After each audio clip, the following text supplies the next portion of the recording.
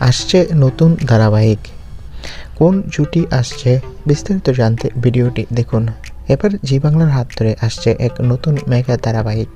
আর এই ধারাবাহিকের নায়ক চরিত্রে দেখা মিলবে অভিনেতা রাহুল মজুমদারের। অনুরাগের ছোঁয়া দ্বিতীয় অধ্যায় তাড়াতাড়ি শেষ হয়ে যাওয়ায় আক্ষেপ ছিল অভিনেতার মনে।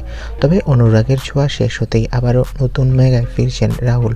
তবে এবার রাহুলের বিপরীতে চেনা কোনো মুখ নয়, দেখা মিলবে নতুন মুখের। পর্দায় এবার রাহুলের নায়িকা হতে চলেছে নবাগতা সম্পূর্ণা রক্ষিত।